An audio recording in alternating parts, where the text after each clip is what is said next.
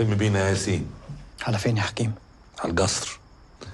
من اليوم وطالع بيت فوق. لا أنا هفضل هنا، أنا مرتاح هنا. وأبوك ما يرتاحش في رقدته.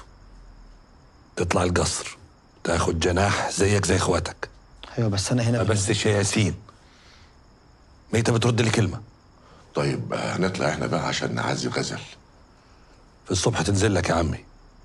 ارتاح وخد واجبك وضيافتك. يا شنب. من غير ما تقول يا كبير، العشاء جاي وضيوفنا احنا خدمينهم. هم بينا يا ياسين. اطلع مع ابن عمك يا ياسين.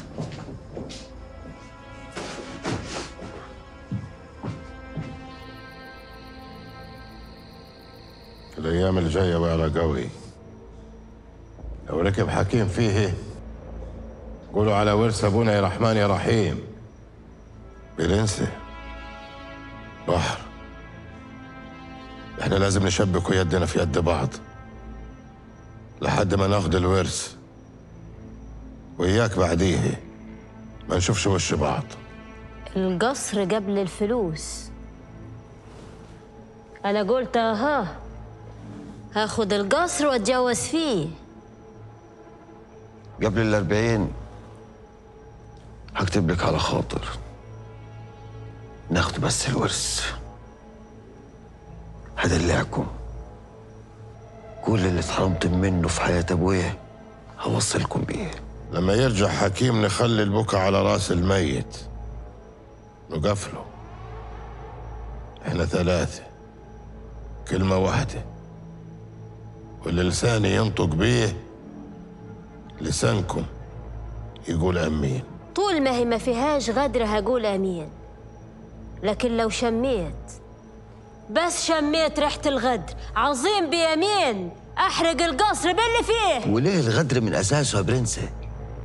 إحنا منا كتير وكلنا على بعضينا 3 إخوات، ما كترناش على بعض يا عقي. الحديد زين ساعة الحديد، لكن لما بيحضر المال ويلمع في العين كل نفر بيقول مصلحتي.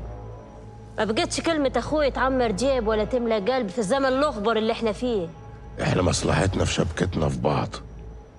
حكيم يقدر يقف قصاد كل واحد لحاله، بس ما يقدرش يقف قصادنا كلنا. غشيم انت بردك يا سليم. حكيم لو وقف يوقف جبال الدنيا بناسها بمالها. دهر بيت ابوك قلبه قاعد وراسه ناشفه. الصاحب الحق عينه قوية يا أختي، وإحنا أصحاب حق.